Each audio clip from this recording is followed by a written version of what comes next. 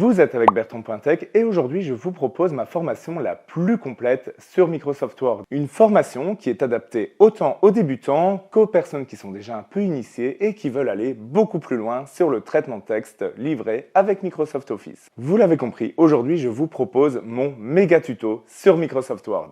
Et juste avant de commencer cette vidéo, ce que je peux vous conseiller, c'est de ne pas hésiter à mettre régulièrement en pause la vidéo pour reproduire les manipulations sur votre propre ordinateur. Croyez-moi, c'est vraiment comme ça que vous allez progresser. Et la dernière chose avant de commencer, c'est que si vous n'êtes pas encore abonné à la chaîne, eh bien surtout, n'hésitez pas à me suivre, n'hésitez pas non plus à partager la vidéo, à la liker, à me dire ce que vous en pensez dans les commentaires. C'est comme ça que vous pouvez m'aider à créer de nouvelles vidéos par ces petits gestes tout simples. Donc je compte sur vous.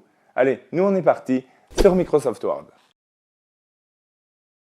Quand vous ouvrez Word, vous tombez sur cette fenêtre. Cette fenêtre, qu'est-ce qu'elle comporte? Elle comporte premièrement un menu qui s'appelle le menu ruban sur Office et qui comporte plusieurs onglets, insertion, dessin, conception, mise en page, référence, etc., etc. et qui vous permettent de faire à chaque fois plusieurs actions sur votre document. On y reviendra un peu plus tard. Par défaut, il est sur le volet Accueil. Vous retrouvez ensuite votre document en tant que tel dans lequel vous pouvez taper tout le texte que vous désirez, faire votre mise en page, etc. En bas, vous trouvez une barre assez intéressante puisqu'elle contient le nombre de pages, le nombre de mots, les erreurs éventuelles de vérification, la langue du document et certains raccourcis comme l'activation de la saisie semi-automatique, les macros, les paramètres d'affichage et le mode d'affichage de votre document qui normalement devrait être par défaut sur le mode page. Enfin ici, vous trouvez le bouton de zoom. Au niveau du menu ruban, si la fenêtre est assez petite ou si la résolution de votre écran n'est pas très élevée, vous retrouverez, et ça c'est très important de le comprendre, beaucoup d'options, par exemple ici police ou paragraphe, qui sont regroupées comme ça dans de grands sous-menus. Mais si la fenêtre ou la résolution sont assez grandes, eh bien vous voyez que ces menus du coup vont s'élargir et s'afficher comme ça en grand. Donc ça, c'est très important de le comprendre si jamais plus tard dans la vidéo, vous cherchez une option, eh bien c'est possible que ces options soient regroupées. Ça sera toujours au même endroit, mais regroupées de la façon suivante. Donc Word, vous le savez très certainement, c'est un logiciel de traitement de texte. Et donc c'est quoi un traitement de texte? C'est un logiciel qui vous permet d'écrire du texte, des rapports, des brochures, des livres, etc. et d'en assurer la mise en page et également plein d'autres options que nous verrons ensemble dans cette formation complète. Donc on va commencer directement et on va parler des caractères et des paragraphes. Alors, ceci, ce que je suis en train d'écrire actuellement, c'est un paragraphe. Et un paragraphe est composé de caractères. Ce qui est important à comprendre, c'est que quand vous appuyez sur la touche Enter, vous créez un nouveau paragraphe. Cette notion de paragraphe, elle est particulièrement importante à comprendre. Admettons que je vienne ici cliquer voilà, à un endroit de mon paragraphe. Eh bien, certaines options vont se régler par paragraphe entier. C'est d'ailleurs le cas de toutes les options qu'on retrouve ici dans le ruban Accueil, rubrique paragraphe. Ici, vous avez l'alignement. Eh bien, si vous changez l'alignement, vous voyez ici, je le mets en centré, ou ici en alignement droit, ou ici en justifié, eh bien, vous voyez que c'est le paragraphe entier qui change d'alignement. C'est pareil pour l'option située ici, juste en dessous, l'option trame de fond. Quand je clique ici sur la petite flèche, eh bien, je peux choisir une couleur qui servira de trame de fond à mon paragraphe. Et encore une fois, vous voyez que c'est l'entièreté du paragraphe qui est mise en forme. On verra le reste des options plus tard, mais comme ça, vous comprenez déjà. Aussi, vous savez déjà comment changer l'alignement d'un paragraphe et ajouter une trame de fond. Eh bien, le fonctionnement est très différent, du coup, de l'onglet Police qui est ici, situé juste à gauche, et qui, lui, ne va pas être géré par paragraphe, mais bien par caractère. Admettons que j'ai mon curseur sur un mot. Je clique ici, par exemple, en plein milieu de caractère.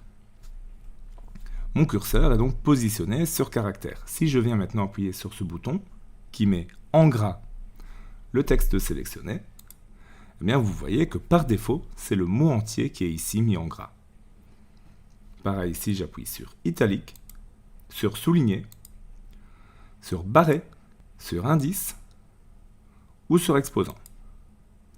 A noter qu'on ne peut pas en même temps, et ça c'est normal, avoir indice et exposante sélectionnés. Et vous voyez à chaque fois la mise en forme qui est effectuée. Pour enlever une mise en forme, il me suffit de recliquer sur le logo. Considérez ça comme des interrupteurs. Tant que nous sommes d'ailleurs sur ces effets de texte, eh bien vous voyez qu'ici j'ai la couleur de la police que je peux changer. Donc en cliquant sur la petite flèche, je peux venir choisir une couleur différente. Toujours la même logique s'applique. Et donc tout cela vous montre bien ici, dans ce ruban accueil, la différence entre les options de police qui vont s'affecter uniquement à des caractères et pas au paragraphe entier, même si on pourrait, et l'option paragraphe qui, elle, ne va pas s'appliquer une sélection de caractères, mais bien au paragraphe entier. Intéressons-nous maintenant à la façon de sélectionner des mots, ou même des paragraphes entiers. Si vous venez et que vous cliquez et que vous maintenez votre clic et déplacez votre souris, vous allez commencer par sélectionner une partie d'un paragraphe, plusieurs mots ou plusieurs caractères à la suite. Maintenant, quand cette sélection est effectuée, eh bien forcément, quand on va appliquer des options de police, gras, italique ou souligné par exemple, eh bien vous voyez que c'est appliqué uniquement à la sélection. Donc ça, c'est une première façon de sélectionner des caractères ou des mots. Maintenant, si je viens, je double-clique sur un mot, cela le sélectionne en entier. D'ailleurs, quand vous venez de faire une sélection, vous avez un menu rapide qui devrait s'afficher juste au-dessus de votre souris et qui reprend les options principales que je viens de vous montrer, plus certaines autres options que nous allons voir par la suite. Vous pouvez également faire un triple clic et ce triple clic vous sélectionnera le paragraphe entier, même si celui-ci est composé de plusieurs lignes. Ici, je vais continuer mon paragraphe et vous voyez qu'il est du coup sur 2 lignes.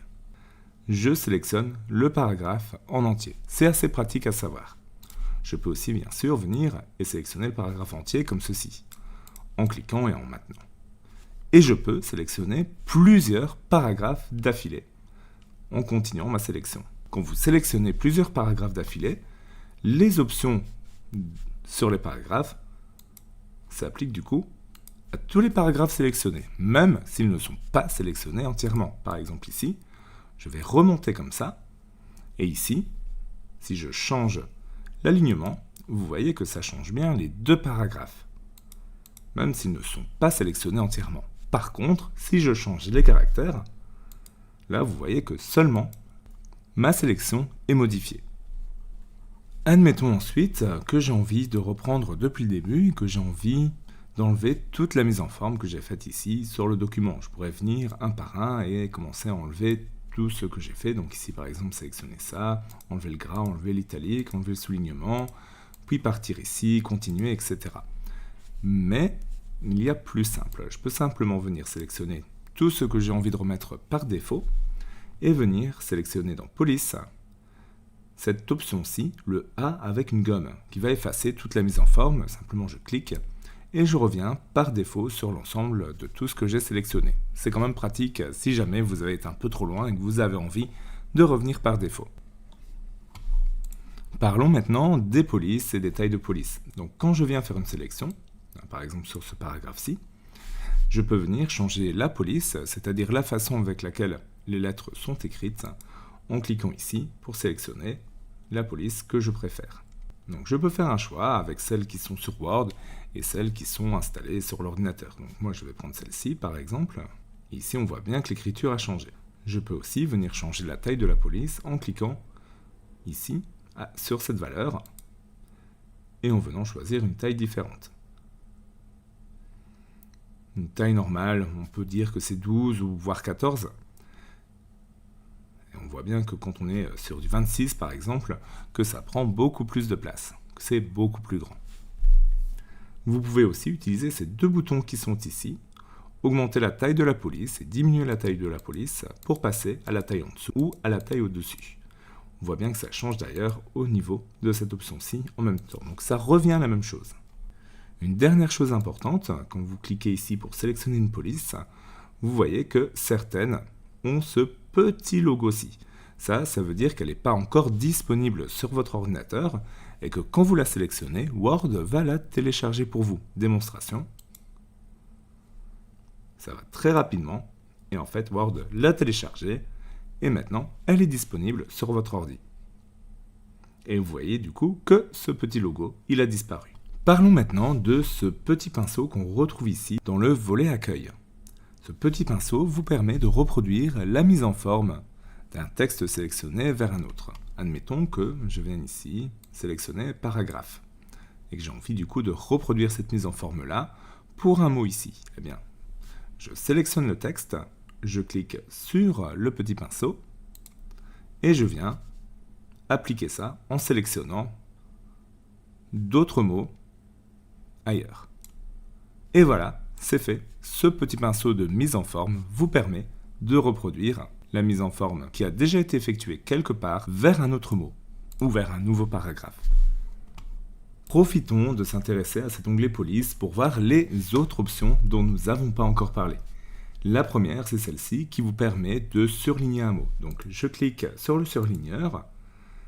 Vous voyez que l'icône du surligneur est enfoncée, que quand je viens dans le texte, mon curseur change par un onglet de surlignage. Donc je viens simplement sélectionner ce que je veux surligner et ça se surligne. Pour l'enlever, je procède de la même façon. Je peux bien sûr venir surligner uniquement une lettre. Et je peux venir faire un double clic sur un mot pour le surligner. Je peux cliquer sur cette flèche-ci pour venir changer la couleur. Dans ce cas, si je viens sur une lettre ou un mot qui est déjà surligné, eh bien vous voyez que c'est la nouvelle couleur qui est appliquée et je peux repasser encore une fois dessus pour l'enlever. Quand j'ai terminé de surligner, je clique sur la petite icône. Je peux aussi sélectionner d'abord le mot et ensuite cliquer sur le surlignage une fois.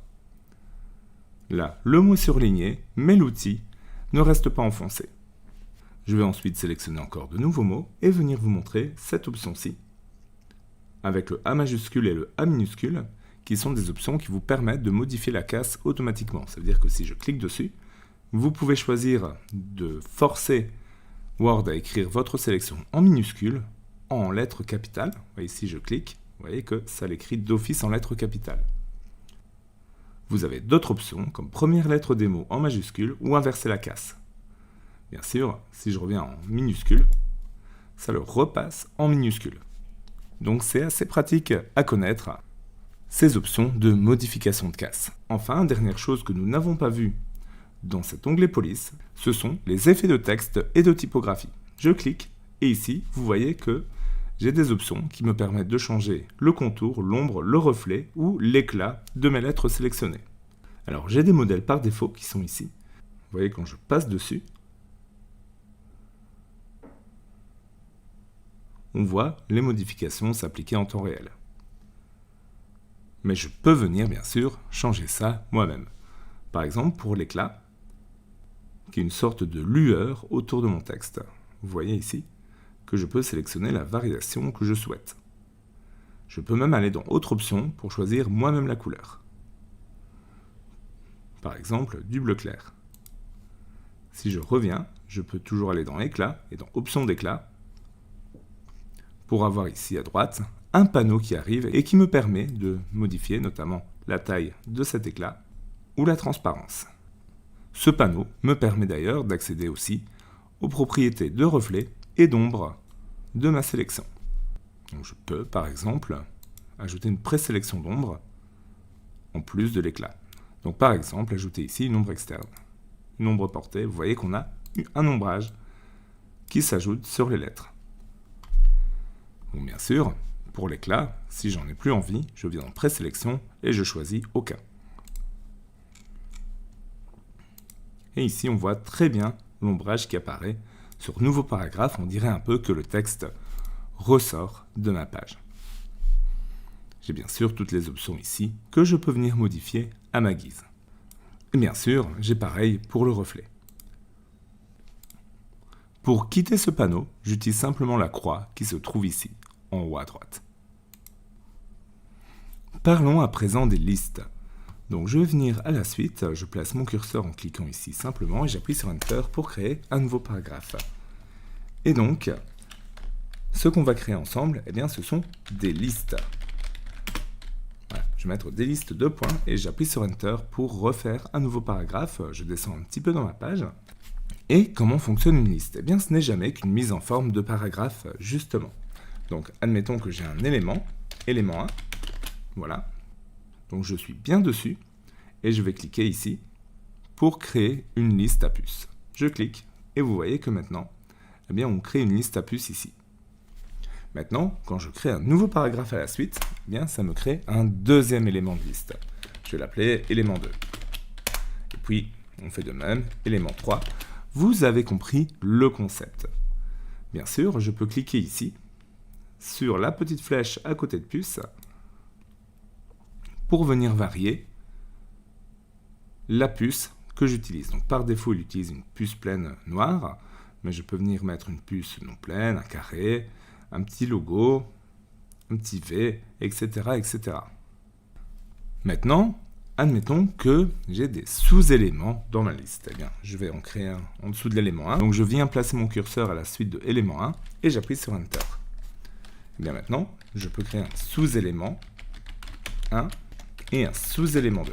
Mais pour l'instant, ils sont toujours au même niveau que mon élément 1. Et bien pour ça, je clique quelque part dans sous-élément 1 et j'appuie sur ce bouton-ci, sur ce petit logo, augmenter le retrait. Quand je clique, eh bien vous voyez qu'il augmente le retrait de mon élément.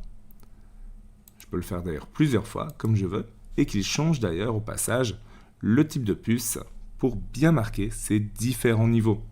Et maintenant, quand je viens à la suite de sous-élément 1, j'appuie et je vois que je peux de nouveau encoder au même niveau que là où j'étais précédemment. Si je veux enlever ça, eh bien j'appuie sur la touche Backspace plusieurs fois et je reviens à sous-élément 1. Et donc ici, pour sous-élément 2 qui est déjà au niveau 1 de la hiérarchie, on va dire, je peux faire de même.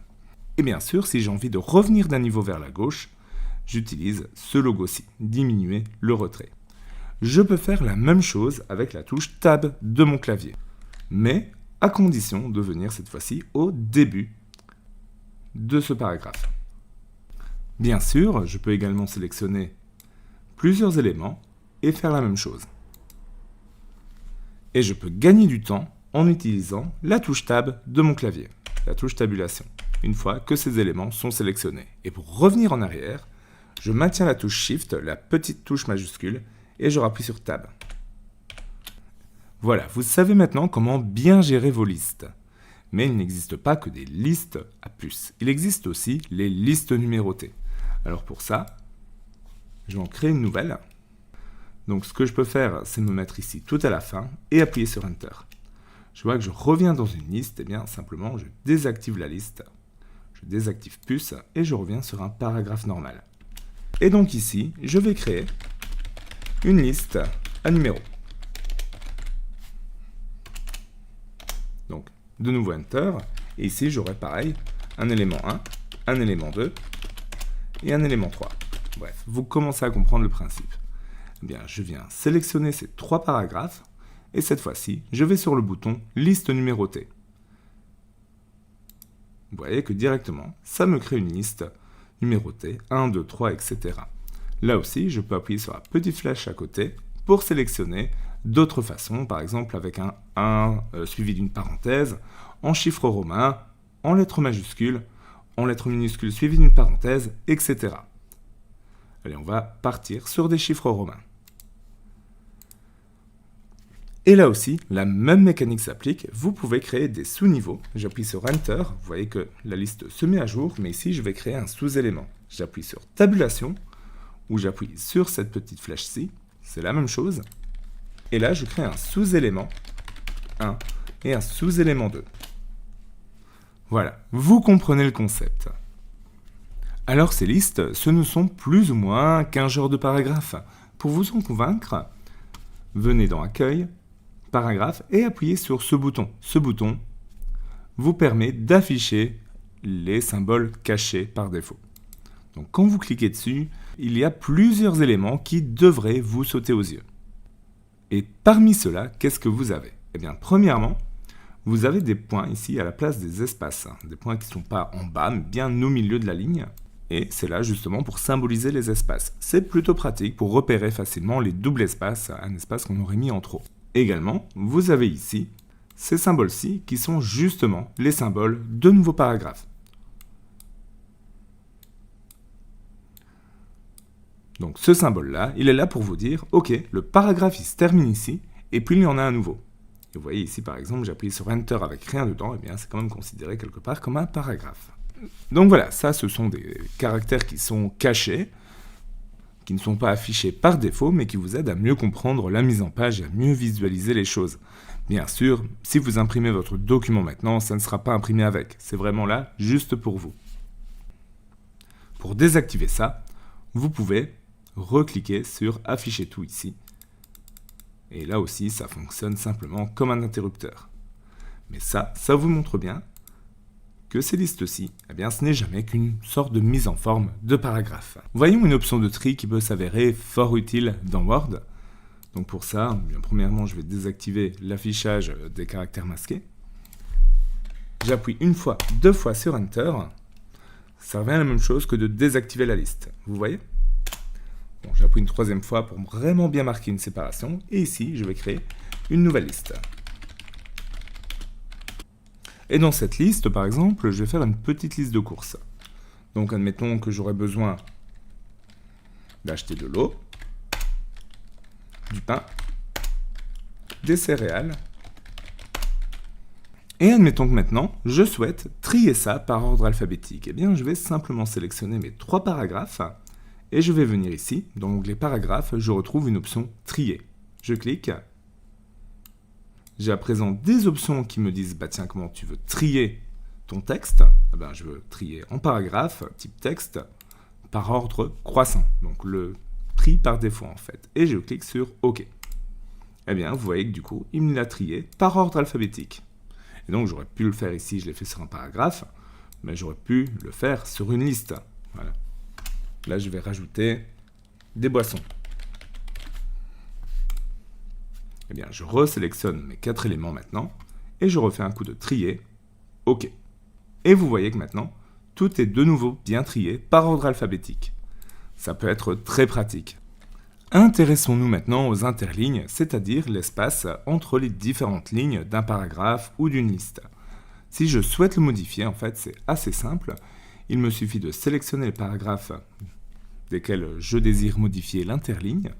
Et ensuite, ce que je fais, tout simplement, c'est que j'utilise cette icône-ci, interligne et espacement de paragraphe. Je clique et je n'ai qu'à venir choisir la valeur que je souhaite. Et je vois que du coup, je peux venir aisément définir l'interligne entre mes paragraphes. Donc ça fonctionne pour une liste, mais ça fonctionne aussi pour un paragraphe normal, bien évidemment. Ok, maintenant que nous avons vu les bases, on va commencer à s'attaquer à beaucoup de textes et avoir des options bien plus en détail. Premièrement, on va effacer tout ce qu'on a fait, on reste ici dans de la démo. Et donc pour ça, ce que je peux faire, c'est appuyer en même temps sur la touche CTRL et en même temps sur la touche A. Ça a pour effet de sélectionner l'entièreté de ce que j'ai fait. Tout le document en fait. Donc maintenant que nous avons tout sélectionné, eh bien on appuie sur Delete. Ça a pour effet de tout supprimer. Mais alors attention, le premier paragraphe, il reste sur les options qu'on avait configurées. Donc si je tape ici, quelque chose, eh bien on voit que ça reste quand même dans la police de base. Donc on appuie sur la touche Backspace à fond, et on revient maintenant sur notre bouton effacer la mise en forme. On clique une fois dessus, ça remet tout par défaut. Et maintenant, on a besoin de beaucoup de texte pour pouvoir commencer à travailler. Alors, plutôt que s'embêter à tout taper nous-mêmes, je vous donne une petite astuce. Je vais taper égal lorem, comme ceci. J'ouvre une parenthèse, je tape 25, le nombre de paragraphes que je souhaite créer, virgule, et je tape 4, le nombre de lignes par paragraphe. Je ferme la parenthèse et j'appuie sur Enter. Ça a pour effet de me créer des paragraphes de démo, comme on le voit ici. Et là, on voit qu'on a 2 pages du coup. C'est bien pour commencer.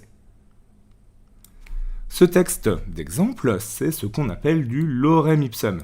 C'est quoi du lorem ipsum? C'est du texte que vous retrouvez comme exemple dans beaucoup de thèmes, etc., qui n'a pas tellement de sens, qui est très proche du latin, mais qui n'est pas du latin, petite nuance, et qui sert à tester des mises en page, etc. Donc vous retrouverez très souvent du lorem ipsum. Et voici comment en créer sur Word. Donc maintenant, ce que je souhaite faire, c'est attaquer la mise en page de ce document un petit peu plus volumineux, qui fait pour l'instant 2 pages, mais qui en fera certainement un petit peu plus par la suite. Et la première chose dont nous allons parler maintenant, eh bien ce sont les styles. Pour les styles, vous retrouvez cet onglet ici, dans la rubrique Accueil, Style. Et ce sont en fait des mises en forme par défaut que vous pouvez utiliser, mais aussi modifier. Par exemple, pour un titre, on utilisera très souvent un titre dans nos documents. Mais on ne va pas s'embêter à chaque fois à devoir mettre en gras, mettre en taille 18, changer un peu la police, mettre en souligné, etc. Donc on va définir ça une fois et on l'utilisera à chaque fois qu'on aura besoin d'un style. D'ailleurs, on voit dans cet onglet style qu'on a déjà des titres par défaut. Et on voit d'ailleurs que ces styles vont, dans la plupart des cas, s'appliquer directement à un paragraphe entier.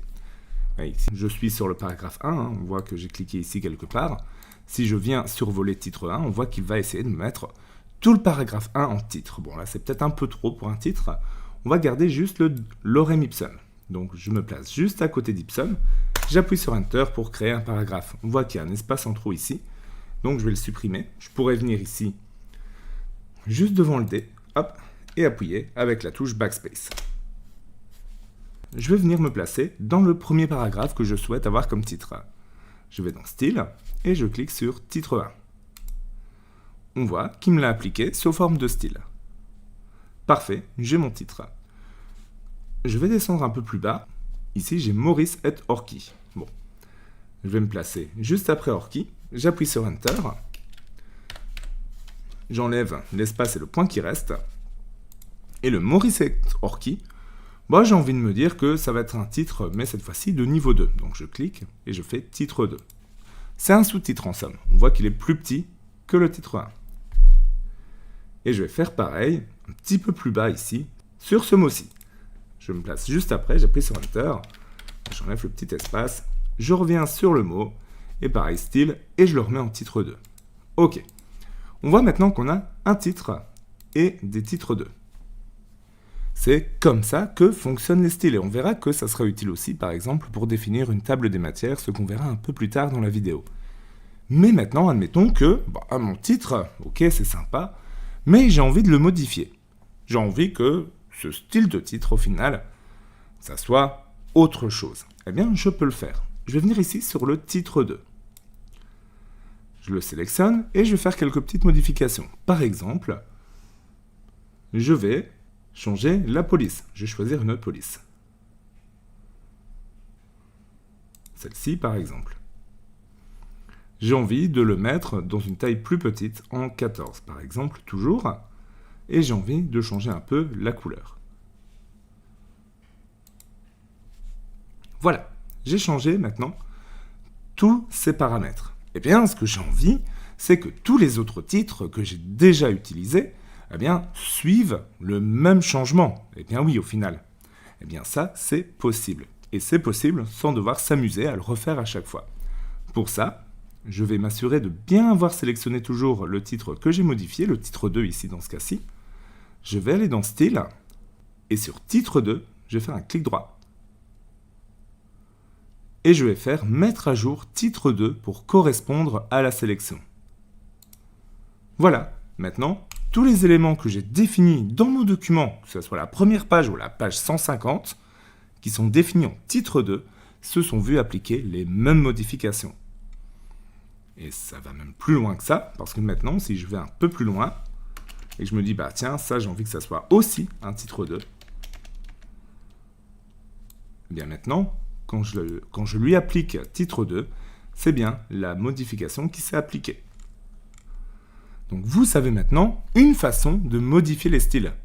Mais il y en a d'autres. Je pourrais très bien aller dans Style, titre 1, faire un clic droit, donc le titre 1, c'est celui qu'on a appliqué ici tout en haut, et cette fois-ci, choisir Modifier.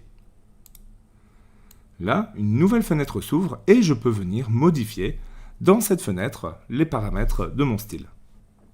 Donc là aussi, je peux dire, non, j'ai pas envie d'une taille 20, j'ai envie d'une taille 22. J'ai envie aussi qu'il soit en gras et j'ai envie qu'il soit en italique. Et j'ai envie que la couleur, maintenant, ce soit un bleu plus foncé. Je clique ensuite sur OK.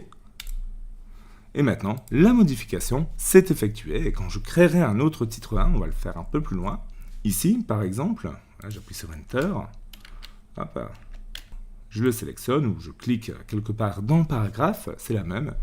Je vais dans Style et je lui applique titre 1. On voit bien que c'est maintenant le style que j'ai géré. Donc vous voyez maintenant comment gérer ces styles, et c'est un mécanisme très puissant dans Word. Je vous conseille vraiment de vous forcer au début à les utiliser. Vous verrez que, avec le temps, et si le document fait déjà plus de 2-3 pages, ça va être très vite rentabilisé. D'ailleurs, ce style, eh bien, il est utilisé par défaut dans Word. Tout ce que vous tapez, voilà, comme ici, ce qu'on a tapé de base, c'est dans le style normal. Ça veut dire que si j'ai envie de modifier maintenant la façon avec laquelle j'écris, et tout ce qui est écrit ici, eh bien, je peux venir dans Style et modifier le style normal. Donc je fais un clic droit dessus, modifier, et maintenant je peux venir modifier ça à ma guise. Ça veut dire que de base, c'est dans cette police-là en taille 11, et bien si j'ai envie que ça soit en taille 12, je clique sur taille 12. Et si je veux d'ailleurs même plus d'options, je clique sur Format, et j'ai accès à plus d'options sur la police, le paragraphe, les tabulations, la bordure, la langue, etc., etc. Donc vous voyez que j'ai beaucoup d'options. Admettons que j'aille sur Paragraphe. Eh bien, j'ai maintenant la fenêtre Paragraphe qui s'ouvre. Et ici, je peux régler encore plus d'options, comme je viens de vous le dire. Et donc, du coup, par exemple, pour interligne, je peux cliquer et choisir une interligne de 1,5. Ce qui va espacer plus les lignes de mon paragraphe. Je peux aussi augmenter l'espacement avant mon paragraphe ou après le paragraphe. Donc, je vais dire que voilà, ici, je veux 6 points avant mon paragraphe. Je clique ensuite sur OK.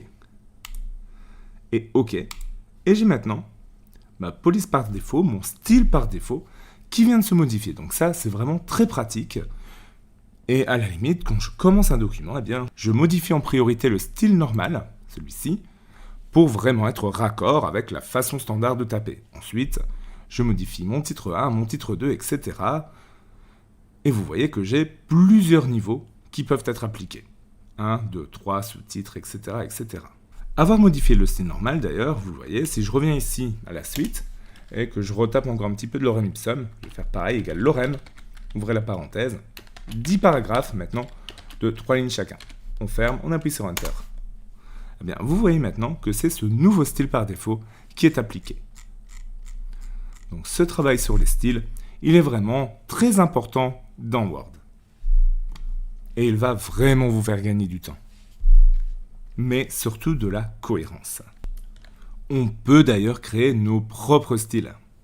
On va créer un style pour quelque chose d'important. Pour ça, on va d'abord faire la mise en forme que l'on souhaite. Donc par exemple, je vais venir ici, choisir un ou deux mots au hasard, et je vais mettre ça en rouge, en gras et en police 14. Maintenant que j'ai fait ma mise en forme, eh bien, ce que je vais faire, c'est que je vais aller dans Style et je vais créer un style. Je lui donne un style et on voit d'ailleurs qu'il me donne un aperçu et je vais l'appeler important. Je fais OK. Et voilà, mon style est créé sur base de la mise en forme que j'ai appliquée à ma sélection. Maintenant, si je viens choisir un autre mot, style, je choisis important, eh bien ça s'applique de la même façon. Alors le style, je vois que par défaut, si je clique dans un paragraphe et que je vais dans style, il l'applique à tout le paragraphe. Maintenant, si je viens sélectionner uniquement quelques caractères et que j'applique mon style, il l'applique, si possible, à ces caractères-là. Maintenant, si je désire supprimer un style, le style que j'ai créé par exemple, eh bien il me suffit de faire un clic droit et de choisir supprimer de la galerie de styles. Je peux également le renommer ou le modifier si je souhaite, exactement d'ailleurs comme on a fait précédemment. Parcourons maintenant un peu notre document pour utiliser les styles titre 1 et titre 2 que nous avons modifiés précédemment. Donc ici, j'ai déjà utilisé pas mal. Voilà, ici j'ai utilisé une deuxième fois le titre 1 et donc je vais rajouter 2 fois un titre 2 par exemple. Donc ici par exemple, je viens, style, titre 2 et ici.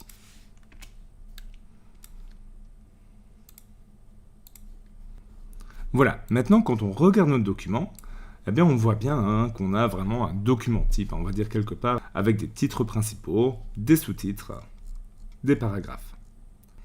Donc ça commence vraiment à ressembler à quelque chose et c'est fait proprement. Ok, maintenant on a notre document sur plusieurs pages et on a des titres, etc. Donc ça commence vraiment à devenir sympa. On va à présent ajouter des en-têtes et des pieds de page. Alors pour faire ça, ce que j'ai besoin de faire simplement, c'est de venir avec ma souris double-cliquer sur cet espace qui est normalement réservé aux en-têtes ou bien sur cet espace qui est normalement réservé aux pieds de page. Petite démo, je double-clique et on le voit bien d'ailleurs que je clique sur un pied de page ou sur une en-tête, ça m'active les deux zones que je peux venir éditer. Donc là j'ai un pied de page en bas et là j'ai une en-tête en haut. Le principe, c'est que tout ce que je vais venir marquer sur pied de page ici, ou sur en-tête ici, va se répéter dans toutes les pages de mon document. On verra d'ailleurs un peu plus loin dans la vidéo comment créer des en-têtes et des pieds de page différentes sur certaines pages. Donc restez bien avec moi. Mais pour l'instant, on va gérer ça. Remarquez aussi que quand on est dans cette zone-ci, le reste du document est grisé et que le ruban vient se positionner dans d'une nouvelle rubrique qui est cachée par défaut et qui est en-tête et pied de page. Si je veux quitter ça, simplement je double-clique ailleurs dans mon document et on voit qu'on revient par défaut. Donc je viens dans en-tête et pied de page, je double-clique et je vais commencer par venir dans mon en-tête ici. Là, je vais taper formation complète Microsoft Word par Bertrand.tech. En fait, plus ou moins le titre du document. Je viens choisir tout ça, et je reviens dans Accueil, et je vais centrer ce texte-ci. Aussi, je ne vais pas le mettre en noir par défaut, mais je vais venir le mettre dans une nuance de gris. Et enfin, je vais plutôt le mettre en police 10. Voilà, c'est bon, je double-clique ailleurs, et on voit du coup que cette annotation, elle est maintenant dispo sur toutes les pages en en-tête. Prenez n'importe quelle page du document, c'est disponible. On va maintenant utiliser le même principe pour insérer le numéro de page. Pour ça, je reviens et cette fois-ci, je vais le mettre dans mon pied de page. Donc, je double-clique sur un pied de page. Je retourne dans la même configuration de Word. Et cette fois-ci, par contre, je vois que j'ai des menus ici, en-tête, pied de page, numéro de page, etc. Eh bien, tout ça va me permettre justement d'aller un peu plus loin dans les en-têtes et pieds de page. Si je vais dans en-tête ou dans pied de page, en fait ici j'ai quoi? J'ai des modèles de base que je peux utiliser directement. Bon, nous c'est pas ce qu'on va faire, on va aller plus loin et on va le faire manuellement, mais au moins vous savez que c'est disponible. Par exemple ici, j'ai un modèle de base avec le numéro de page. Donc je pourrais très bien l'utiliser. Et ce que je peux faire, eh bien, c'est aller dans numéro de page ici, et là, vous retrouvez des modèles qui comprennent uniquement la numérotation de page. Donc, je vais aller dans bas de page, c'est ça dont j'ai besoin, et je vais choisir par exemple numéro normal 3, donc le numéro normal, mais avec la numérotation à droite. Je clique. Et directement, il me l'a ajouté. Donc ça, c'est parfait. J'ai plus qu'à double-cliquer ailleurs. Et la spécificité de ça, eh bien, c'est que par rapport à ce que j'ai fait ici dans le haut de page, eh bien ici, le numéro, lui, change automatiquement. C'est une sorte de champ calculé. Et ça, je l'ai fait grâce au modèle. Mais je pourrais le faire tout à fait manuellement. Donc pour ça, je reviens dans mon pied de page, je double-clique, et je l'efface. Voilà, avec le bouton Backspace. Voilà. Et cette fois-ci, je vais faire autre chose, c'est que je vais aller dans Descriptif du document, ici dans le bouton Insérer, Descriptif du document, et je vais choisir Champ. Ici, j'ai une sélection de plusieurs champs que je peux utiliser et qui vont à chaque fois faire des choses spéciales au niveau de mon document, mais qui seront entre guillemets calculées. C'est ça l'idée du champ, c'est que ça sera calculé informatiquement, comme le numéro de page par exemple. Donc je descends un peu et je vais aller chercher page. Au niveau du format, je choisis 1, 2, 3, le premier, mais je pourrais choisir celui de mon choix, et je fais OK. Et ici, vous voyez du coup que on revient plus ou moins au même résultat, mais au moins je vous ai montré comment avoir la main à 100% manuellement. Et ici, je peux très bien venir devant mon numéro de page et marquer page, espace. Je peux venir d'ailleurs après est marqué page 4 sur le total de pages. Donc je refais un espace et cette fois-ci, je retourne dans descriptif du document, champ, et choisir num page. Et là, je choisis 1, 2, 3 au niveau du format et je clique sur OK. Et là, on voit page 4 sur 4. On voit bien du coup que c'est page 3 sur 4, etc. Et que se passe-t-il si j'ajoute des pages? Je vais encore ajouter un petit peu de lorem. Donc, égale lorem 10 paragraphes de 5 lignes. Et bien là, on voit que le nombre de pages, il s'est bien mis à jour. Et donc, ça fonctionne au niveau de notre numérotation. Et donc ça, c'est vraiment parfait. Ceci dit, imaginons qu'on imprime vraiment notre document en recto verso et donc qu'on affiche page gauche et page droite. On aurait envie, du coup, d'avoir peut-être sur les pages de gauche ce numéro de page ici à droite et sur les pages de droite ce numéro-ci ici à gauche. Et bien ça, on peut le faire très facilement dans Word. Et comment fait-on ça? Eh bien, on va revenir sur le pied de page, on double-clique. Et simplement, je vais cocher la case ici dans le menu, page paire et impaire différentes. Je clique. Et à partir d'ici, eh bien, premièrement, ce qu'on voit, c'est qu'on a pied de page impair ici à gauche. Là, on voit qu'il y a la précision qui s'ajoute. Et si je descends ici, on voit pied de page paire. Et là, on voit bien du coup que sur le pied de page impair, eh bien, on a le pied de page qu'on avait créé, mais pas ici sur les pages paires. Donc maintenant, eh bien, ce que je vais faire, c'est que je vais reprendre formation complète Microsoft Word par Bertrand Pointec. Je vais faire un clic droit, je vais faire copier et je vais venir le remettre dans mon en-tête de page paire. Clic droit et on fait coller. Donc pour les coller, vous avez d'ailleurs plusieurs options de collage. Conservant la mise en forme source avec ce logo-ci, en mettant la mise en forme sur la mise en forme prévue là où on colle, en tant qu'image, ou simplement en conservant le texte. Nous, on va choisir le premier, conserver la mise en forme source. Voilà, là c'est bon. Et je vais faire pareil ici. Je vais reprendre mon en-tête qui est sur la page impair, clic droit, copier. Et ici, clic droit, on colle en conservant la mise en forme. Sauf que maintenant, on revient dans Accueil et on passe le paragraphe alignement à gauche. Maintenant, je double-clique ailleurs. Et on voit bien que sur mes pages paires, j'ai mis le numéro de page à droite. Et sur les pages impaires, j'ai mis le numéro de page à gauche. Et voilà donc comment créer des en-têtes et des pieds de page différentes en fonction de si on est sur une page paire ou une page impaire. Plus tard dans la vidéo, on verra carrément comment créer des en-têtes et des pieds de page différents dans une partie bien précise d'un document Word. Ok, et maintenant, ce qu'on aimerait bien faire, c'est ajouter une page de garde. Alors pour ça, on peut aller dans le menu Insertion, et on voit qu'on a un onglet ici, page de garde. Je clique, et je peux choisir parmi différents modèles pour créer une page de garde pour mon document. On va prendre quelque chose de très simple, comme celle-ci par exemple, on clique, et directement, on voit qu'une page de garde prête à être personnalisée vient d'être ajoutée à mon document. Je peux maintenant venir modifier tout ça simplement en cliquant. Donc dans le titre du document, ici par exemple, je vais cliquer et je vais modifier ça en Microsoft Word, formation complète. Et dans le sous-titre, je vais cliquer et je vais mettre avec Bertrand Pointec. Je clique ailleurs et c'est bon. Je peux bien sûr la personnaliser comme je voudrais, mais j'ai maintenant ma page de garde. Et ça, très facilement. Et maintenant, j'ai une page de garde, j'ai mon document, eh bien, j'ai certainement envie d'avoir une table des matières. On va faire ça ensemble. Et pour ça, on va s'appuyer, et ça c'est très important pour créer une table des matières, sur les styles qu'on a créés précédemment. En fait, la première étape, qu'on a déjà faite ensemble du coup, pour avoir notre table des matières, eh bien, c'est d'avoir des titres et des sous-titres, si on veut, qui soient, et ça c'est très important, réalisés avec des styles. Donc ça, on l'a fait. Et nous, on va insérer une nouvelle page. Alors pour insérer une nouvelle page, ça peut être fait très simplement. Donc pour ça, je vais cliquer ici juste avant mon titre. Et toujours dans le menu Insertion, je vais choisir Page vierge.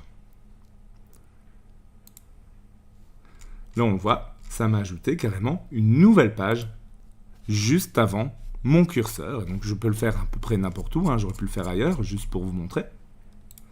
insertion, page vierge. Vous voyez que là, du coup, ça l'a intégré ici. Bon, là, c'est pas ce que je veux faire. Donc, je vais annuler. Pour annuler, d'ailleurs, vous pouvez utiliser ce bouton-ci, annuler, qui annulera la dernière action que vous avez faite. Si vous voulez la rétablir, d'ailleurs, vous pouvez appuyer sur ce bouton rétablir. Donc, nous, on revient là où on a créé notre nouvelle page. Et là, je vais marquer table des matières. Et j'appuie sur Enter. Donc, vous voyez, comme on l'a inséré là où on avait notre style de titre, ça restait sur le style de titre. On aurait pu très bien changer le style dans l'onglet style. Mais voilà. Maintenant, pour insérer ma table des matières, eh bien, je me place là où je souhaite l'insérer, donc juste ici, ça va très bien. Et je vais aller dans Références, et tout ce qui sera relatif du coup à la table des matières, eh bien, ça sera dispo ici, dans Table des matières. Là, je vais cliquer sur Table des matières, et je dispose de plusieurs modèles de table des matières. Je clique sur le premier, par exemple, et automatiquement, la table des matières vient s'ajouter en prenant en compte les titres 1, 2 et 3 que j'ai ajoutés. On voit qu'on a bien les sections et les sous-sections, en gros, les titres 1 et les titres 2. Donc, c'est parfait. Maintenant, un détail qui a toute son importance, c'est que la table des matières ne va pas se mettre à jour automatiquement. Ça veut dire que, si je viens ici, par exemple, et que je change un titre de page, ou qu'au contraire, j'en crée un nouveau ici, ben voilà, dans la dernière page, là, la page 5, je vais venir ajouter un titre, puisque, voilà, ici, hop, toujours la même méthode, hein, je le sélectionne, accueil, et on va le mettre en titre 1. Et bien maintenant, si on revient dans notre table des matières, celui-là, on ne le voit pas. On voit qu'on n'a rien qui est relatif à la page 5 dans laquelle je viens de faire mes modifications. Je dois la mettre à jour. Pour ça, je clique sur la table des matières, et vous voyez que j'ai un bouton « Mettre à jour la table ». Je clique. Ici, il me demande si je souhaite uniquement mettre à jour les numéros de page, donc il ne prendra pas en compte les titres qui ont été modifiés ou nouvellement créés, ou si je souhaite mettre à jour toute la table. Je vais choisir mettre à jour toute la table, vu que j'ai bien ajouté un titre. Et je clique sur OK. Et là, on voit que la table des matières a été mise à jour. Donc ça, je veux vraiment attirer votre attention là-dessus. Pour votre table des matières, vous devez la mettre à jour si vous avez fait des modifications. On commence maintenant à bien progresser sur Microsoft Word et on voit qu'on a notre document, on a une page de garde, on a une table des matières, on a un document avec des titres, des sous-titres, un en-tête, un pied de page, qui est même différent en fonction si on est sur une page paire ou impaire. On a des styles, bref, on commence à vraiment avoir bien Microsoft Word en main. Et on va aller un peu plus loin et on va s'intéresser maintenant à la mise en page de l'ensemble de notre document. Et pour ça, on va déjà aller dans l'onglet Mise en page qui se trouve juste ici. Ici, je vais pouvoir, par exemple, définir les marges autour de ma zone d'écriture. Donc pour ça, dans Mise en page, je peux venir sur Marge et je vois que par défaut, j'ai des gabarits qui sont personnalisés. Alors ça veut dire quoi ces marges? Haut, gauche, bas, droite? Eh bien sûr, ce sont les marges qu'on retrouve ici, à gauche, à droite, en haut, en bas de notre zone de texte. Par exemple, si on veut les modifier, si vous avez un travail à effectuer, peut-être qu'on vous a donné des consignes de ces marges-là, eh bien vous allez sur Marge, et ici, vous pouvez choisir Marge personnalisée et définir maintenant haut, gauche, bas, droite, etc. la marge que vous souhaitez. Et donc, par défaut, à gauche, elle est de 2,5 cm. Et bien, si on a envie d'avoir une marge maintenant de 3,5 cm, il nous suffit de venir éditer ça facilement. Hop, 3,5, on met 3,5 partout, on clique sur OK, et la marge a été mise à jour. On voit maintenant que notre texte est beaucoup plus centré dans la page. On a des marges beaucoup plus importantes de tous les côtés de notre document. On peut aussi travailler avec une orientation différente. Ça veut dire que par défaut, là, notre document, il est en portrait. On pourrait aller dans Orientation et choisir Paysage. Ici, on voit du coup que l'ensemble du document se met à jour et que maintenant, tout le document est disponible dans le format paysage, ça veut dire la feuille tenue en longueur. Alors attention, là par contre, ça a fait tout ça sur l'ensemble du document. Un peu plus tard dans cette vidéo, on verra comment appliquer ça à une partie bien précise du document. Restez avec nous. Mais du coup, là, on va le repasser en portrait, comme on avait prévu initialement. On peut aussi travailler avec la taille du papier qu'on utilise. Donc là, par défaut, quand vous créez un document sur Word, on est sur du A4, une feuille standard. Mais dans taille, vous pourrez très bien vous dire, ok, non, moi je travaille plutôt sur un autre type de papier. Et donc du coup, adapter ça. Voilà, c'est comme vous voulez. Mais si jamais vous en avez besoin, par exemple pour imprimer des enveloppes, pourquoi pas, eh bien sachez que dans taille, vous pouvez modifier ça. Enfin, l'option colonne ici est assez sympa également. Ça vous permet d'avoir une mise en page non plus suivie comme par défaut, mais sous forme de colonne. Si je viens sur colonne et je tape sur 3 colonnes par exemple, eh bien on voit que le texte maintenant s'écrit colonne par colonne sur l'ensemble du document. Maintenant attention, souvent on ne va pas mettre l'ensemble du document sous forme de colonne, quoique ça puisse arriver, mais encore une fois, une partie bien précise. Et ça, on verra encore une fois un peu plus tard. Donc moi je vais repasser sur une colonne et on voit que tout le document du coup repart maintenant sur une seule colonne. Continuons un peu notre mise en page de document. Et cette fois-ci, on va aller dans l'onglet Conception. Ici, vous trouvez arrière-plan de la page disponible ici et 3 options, le filigrane, la couleur de page et la bordure de page. Et bien ça va vous permettre de jouer bien sûr sur ce qui est indiqué ici. Donc bordure de page, quand je clique, je vais pouvoir afficher par exemple un encadrement, de la 3D, un effet d'ombre, etc. Donc admettons que je fasse ici un effet d'ombre, donc je choisis effet d'ombre. Je peux venir régler le style, la couleur, etc. Ici, je vais laisser par défaut. Et je peux choisir de l'appliquer à tout le document ou à cette section. Alors à cette section, ça prendra sens quand on aura vu ensemble les sections, justement. Là, on va choisir à tout le document et on fait OK. Et vous voyez maintenant qu'on a un cadre qui vient se mettre ici autour avec un effet d'ombre sur le cadre. Donc bien sûr, vous pouvez modifier ça dans bordure de page, repasser à aucune si vous le voulez, ou aller plus dans le détail. Donc dans mon effet d'ombre, je peux venir ici par exemple choisir le style en pointillé pour ne pas avoir une bordure pleine, mais bien des pointillés. Et je peux demander des plus gros pointillés ici en 6 points par exemple et faire OK. Et ici, vous voyez la différence. Bien sûr, si j'ai envie de rien du tout, je reviens sur bordure de page et je choisis aucune. Parlons maintenant de la couleur de page. Donc par défaut, on imprime sur une page blanche, mais si on veut venir modifier ça, couleur de page, et ici vous avez toute la possibilité de choisir des couleurs différentes au niveau de la page. Admettons que je choisisse un gris très clair. Attention du coup, on ne voit plus très bien mon en-tête, qui est aussi en gris très clair sur du gris très clair, donc je vais juste venir modifier pour mon en-tête et la mettre dans une autre couleur, comme du noir foncé. Comme j'ai une page impaire et paire différente, et bien là je vais faire pareil ici. Je mets en gras en noir foncé. Enfin, toujours dans l'onglet Conception, vous avez l'option Filigrane qui vous permet de mettre un filigrane à travers tout, comme par exemple confidentiel ou brouillon, etc. pour, entre guillemets, protéger votre document. Voilà, là j'ai choisi brouillon. Et brouillon s'affiche à travers tout. Alors encore une fois, comme j'ai du gris clair ici sur ma couleur de page, eh bien on voit que le filigrane, il ne se voit pas tellement. Donc je reviens dans filigrane. Filigrane personnalisé. Et au niveau de la couleur, vous voyez ici, je vais choisir par exemple du rouge. Vous voyez que d'ailleurs vous pouvez changer le texte, la police et la taille dans cet écran si vous le désirez. Je clique sur appliquer. Et maintenant, pour supprimer le filigrane, si j'ai envie de le supprimer à présent, eh bien je viens sur filigrane et je fais supprimer le filigrane.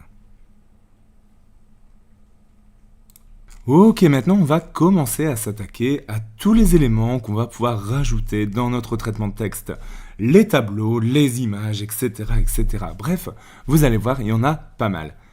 On va commencer avec les tableaux. Alors ça, hop, hop, hop, on va venir à la suite et on va s'insérer un petit tableau. Donc, je viens à la suite, j'appuie sur Enter, je vais marquer les tableaux Dans Word, hop, c'est un titre.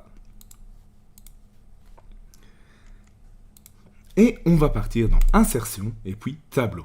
Ici, quand vous cliquez sur Tableau, vous avez un petit ensemble de carrés qui s'affichent. Et donc simplement, ça vous montre le nombre de colonnes que vous souhaitez, ainsi que le nombre de rangées. On va partir dans un exemple tout simple. On va prendre ici 3 x 2, par exemple. Je clique et ça insère directement mon tableau. Et ce que vous voyez, c'est que quand on est dans le tableau, on a la possibilité bien sûr de cliquer dans les cellules que l'on souhaite pour venir rentrer le texte que l'on veut, mais on a aussi un menu création de tableau et mise en page qui apparaît, qui disparaît quand on n'est plus dans le tableau et qui réapparaît quand on est de nouveau dans le tableau. Dans création de tableau, vous avez des options assez intéressantes comme le style de tableau. Donc par défaut, vous avez le style de base, mais vous pouvez très bien partir, vous le voyez ici, sur tout un ensemble de styles différents. Donc on en voit déjà quelques-uns ici. Quand on survole, vous voyez que le tableau se met en forme, mais quand on appuie ici sur cette flèche-ci, eh bien vous voyez l'ensemble des styles disponibles directement dans Word. Admettons qu'on fasse un petit tableau avec les différents logiciels d'Office. Donc on aura une colonne logiciel et ensuite une colonne utilité. Vous pouvez passer de cellule en cellule en appuyant simplement sur la touche Tab de votre clavier. Ça vous fait gagner pas mal de temps si vous avez un grand tableau à compléter. Ici, on va mettre par exemple Word. Ça sera un traitement de texte. Excel, c'est un tableur. Et ici, vous voyez que on n'a plus de place. Et là, il y a différentes façons d'ancrer. La plus simple, si vous êtes ici à la suite, c'est d'appuyer une nouvelle fois sur Tabulation. Hop, ça vous crée directement une nouvelle ligne. Bon, je vais revenir en arrière pour vous montrer les autres. Je peux faire un clic droit, faire Insérer, et ensuite insérer des lignes en dessous. Ça fonctionne également. Ou je peux passer dans le menu Mise en page et choisir Insérer dessous. Ça marche également. Donc maintenant, j'ai la place pour marquer PowerPoint. Et ici, Présentation. Maintenant, admettons que je désire avoir une troisième colonne. Et bien là aussi, je peux faire un clic droit, Insérer, Insérer des colonnes à droite. Et ça m'insère une colonne directement à côté de la colonne sélectionnée. Si je l'avais fait ici, insérer des colonnes à droite, ça l'aurait inséré ici. Bon, j'annule. Ici, je vais marquer inclus dans Office. Et là, du coup, on sera oui, oui et oui. Regardez d'ailleurs comme ça va très vite d'utiliser la touche tabulation pour naviguer dans le tableau. Si je souhaite maintenant redimensionner les colonnes, eh bien je passe mon curseur au milieu de la colonne et je clique et je maintiens et hop, je viens redimensionner comme je le souhaite. Bien sûr, dans l'onglet mise en page, je retrouve également insérer à droite, insérer à gauche, etc. Bref, ce qui me permet d'insérer des lignes et des cellules. Maintenant, admettons que je souhaite ajouter une cellule qui serve un peu de gros titre principal. Eh bien, je peux insérer au-dessus. Vous voyez ici. Et là, ce que je peux faire, c'est fusionner ces cellules. Donc je les sélectionne, je clique, je maintiens et hop, je viens sélectionner les trois. Et je peux ensuite cliquer sur fusionner. Et vous voyez que du coup, ça devient une grande cellule à part entière. Ici, je vais marquer logiciel de Microsoft Office.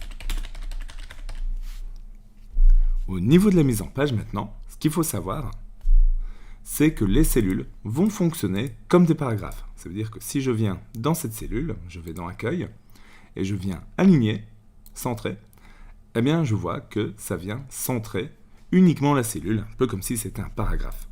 Pareil ici, hop. Bien sûr, je peux venir sélectionner plusieurs cellules, hop, et appliquer d'un seul coup. On retourne dans le menu création de tableau, qui est vraiment accessible uniquement si vous êtes dans une cellule. et je peux activer des options supplémentaires. Par exemple ici, je retrouve trame de fond, je clique et je peux venir choisir le fond de ma cellule. Ok, on a déjà bien avancé sur les tableaux et maintenant on va encore faire quelques petites choses de finition qui nous permettront d'en apprendre plus. Par exemple ici, on voit qu'on a 3 fois oui. Et donc quelque part on aurait envie de fusionner ces cellules, un peu comme on l'a fait ici. Et bien c'est ce qu'on va faire, je sélectionne les 3, je vais dans mise en page et ici je pourrais toujours utiliser fusionner comme on l'a fait. Sachez que c'est aussi accessible avec le clic droit, fusionner. Ça revient à la même chose. Maintenant, ici, on va enlever les 3 oui différents. Donc je vais venir sélectionner les 2 oui qui sont ici et j'enlève. Alors on voit, attention ici, qu'on a toujours de l'espace vide. Donc j'appuie sur Backspace pour revenir vraiment à juste avoir un seul oui sans espace, sans rien ici, parce que j'ai envie de l'aligner. Alors je pourrais me dire, je vais aller dans Accueil et je vais l'aligner ici au centre. Ok, mais j'ai aussi envie de l'aligner verticalement. Et comment est-ce qu'on fait ça? Eh bien, on va dans Mise en page, toujours avec la cellule de sélectionner. Et vous voyez qu'ici, dans l'alignement, j'ai la possibilité d'aligner différemment le contenu de mon tableau. Et donc ici, sur ce bouton du milieu, je vais le centrer verticalement et horizontalement. Enfin, je vais passer ma colonne de titre ici, logiciel, utilité et inclus dans Office, dans un autre style pour le différencier des données. Et donc pour ça, je sélectionne les 3. Je vais dans Création de tableau et dans Trame de fond, je vais passer une couleur, voilà, ici comme du bleu clair par exemple. Je peux aussi dans Accueil passer les caractères en gras. Ok, on est bon sur notre tableau. Sachez aussi que vous avez la possibilité de le manipuler en utilisant cette petite flèche pour le déplacer par exemple là où vous le souhaitez. Maintenant, je viens à la suite du tableau et j'appuie sur Enter. On passe à autre chose. Et la prochaine chose que nous verrons ensemble, ce sont les images. Donc maintenant, dans beaucoup de choses, on va utiliser en fait ce menu Insertion. Et vous le voyez, vous avez la possibilité d'utiliser des images, des formes, des icônes, des modèles 3D, des graphismes Smart Art, des graphiques, des captures d'écran, etc., etc. On va voir tout ça ensemble. Et on va commencer simplement par les images. Pour insérer les images, vous l'aurez compris, on est dans Insertion, Images. Ici, vous avez plusieurs choix. Vous pouvez choisir cet appareil pour aller choisir des photos qui sont disponibles, par exemple, sur votre ordinateur. Donc, pas de souci avec ça. J'ai justement préparé une photo pour vous le montrer. Donc, je vais cliquer sur cet appareil jusqu'à trouver l'image de votre choix. Donc, moi, j'ai préparé une image ici. Et vous voyez qu'ensuite, elle s'insère directement sur votre page. Alors, si j'ai envie de la redimensionner, simplement je clique dessus. Et vous voyez que j'ai des poignées ici, ici ou en bas qui me permettent de le faire. Donc je clique, je maintiens et je viens glisser vers le bas pour diminuer sa taille. Et notre image est insérée à notre convenance. Alors par défaut, elle va se comporter comme du texte. Ça veut dire que si je viens sur Accueil, vous voyez qu'ici, elle est alignée à gauche. Si je viens l'aligner au milieu, elle s'aligne au milieu. À droite, elle s'aligne à droite. Mais je peux changer ce comportement-là. Pour ça, je vais faire un clic droit sur mon image et je vais aller dans Habillage, ici, dans le menu qui s'affiche. Vous avez à présent la possibilité de changer, c'est-à-dire en encadrer, en adapter au travers ou en bas ou derrière ou devant le texte. Prenons par exemple derrière le texte. Je la sélectionne comme ça. Et à partir de ce moment, cette image elle est totalement flottante. Vous voyez que je peux la prendre et la déplacer où je souhaite et venir la passer comme ça derrière mon texte absolument sans aucun problème. Je peux bien sûr changer ça et la voir devant le texte. On est dans le même comportement, l'image elle est toujours flottante, mais cette fois-ci elle cache le texte devant laquelle l'image est. Vous voyez que je dispose d'autres façons de placer mon image. À vous de voir comme vous le préférez. Moi, je vais la remettre par défaut. Clic droit, habillage, aligner sur le texte.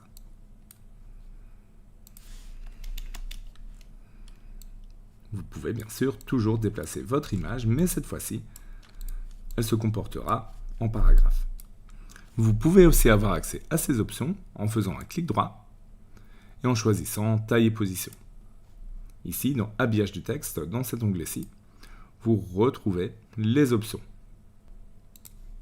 Maintenant, vous avez accès à beaucoup d'options supplémentaires quand une image est sélectionnée, grâce au menu Format de l'image qui devrait à présent s'afficher dans le menu ruban.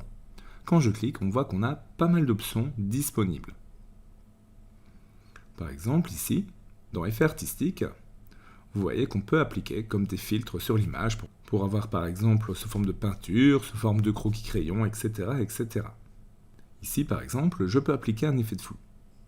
Je clique, et vous voyez que l'effet s'applique sur l'image. Alors attention, par défaut, ici on n'a pas un gros niveau de flou, mais on peut régler l'intensité. Pour ça, Effets artistiques, Options des effets artistiques. J'arrive à présent dans Format de l'image, ici à droite, dans ce menu latéral, et c'est ici que je peux venir régler ça. Vous voyez que dans Effets artistiques, on a toujours le flou qui est sélectionné, mais j'ai maintenant Rayon qui est disponible, et au plus je l'augmente, au plus la quantité de flou appliquée sur mon image sera grande. A l'inverse, au plus je le baisse, au plus l'effet sera minime. D'ailleurs, il est à noter que beaucoup d'options qui se trouvent ici, dans le menu ruban Format de l'image, se trouvent aussi d'ailleurs en fait dans ce menu latéral Format de l'image. Il s'agit d'une disposition un peu différente et plus complète des informations. Vous pouvez aussi régler la couleur, par exemple créer des noirs et blancs, etc., appliquer des filtres de couleur. Vous pouvez régler la transparence de votre image. Vous pouvez y appliquer des corrections. Choisir des bordures. Vous voyez ici par exemple que je peux choisir une bordure par exemple noire. Et dans bordure de l'image toujours, dans épaisseur, je peux venir régler son épaisseur. Je peux appliquer certains effets d'image, pour appliquer des effets d'ombre, de réflexion, de lumière, de bord estompé, de biseau et même de rotation 3D. Habillage et position sont d'ailleurs disponibles ici également. Comme je vous l'ai dit, dans ce menu latéral droite, ici format d'image, on retrouve les options. Vous voyez par exemple le contour que j'ai changé, eh bien, il est disponible ici également de façon plus complète. Par exemple, je peux le repasser sur aucun trait et on voit que le contour du coup disparaît. Vous pouvez d'ailleurs accéder, regardez ici, je quitte, directement à ce menu format de l'image en faisant un clic droit sur l'image et en choisissant l'option format de l'image. On revient dans ce volet latéral. Pour vous montrer un peu, on va ajouter des effets d'ombre. On va ajouter un effet de reflet. Voilà, regardez à chaque fois, je choisis la présélection et après je peux venir gérer ça de façon plus complète dans ces menus. Je vais ajouter un effet d'éclat, de halo autour de mon image. Voilà. Activer tout d'un coup, ça va pas donner un résultat super joli, même plutôt kitsch. Faut mieux doser, mais comme ça je vous montre un peu les options. Je peux ajouter un bord estompé, un format 3D, un effet de rotation 3D et un effet artistique comme le flou qu'on a déjà appliqué. Vous voyez que les options sont quand même très complètes pour mettre en forme vos images. Mais ce n'est pas la seule façon d'insérer une image dans Word. Bien sûr, vous pouvez travailler par copier-coller, mais toujours dans Insertion, Images, vous avez Images d'archives. C'est du contenu fourni par Word que vous pouvez utiliser. Admettons que j'utilise celle-ci. Elle va être très adaptée pour vous montrer une nouvelle fonction dans Word qui est supprimer l'arrière-plan. Quand je sélectionne l'image, format de l'image, j'ai ce bouton supprimer l'arrière-plan et quand je clique, il va essayer de détourer mon image pour garder uniquement le sujet principal. Alors attention, il ne comprend pas toujours bien ce qu'il faut garder et pas garder. C'est pour ça que vous avez marqué les zones à conserver et marqué les zones à supprimer qui est disponible juste ici dans le menu qui apparaît, suppression de l'arrière-plan. Je vais marquer les zones à conserver, donc je clique et j'ai un petit crayon. Voilà, je vais faire grosso modo le tour de mon personnage, vu qu'ici il ne l'a pas bien détecté. Parfois ça fonctionne mieux.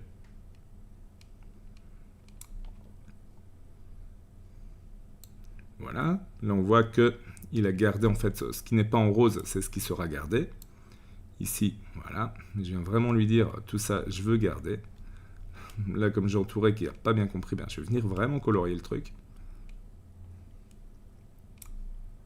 Voilà, là ça marche mieux.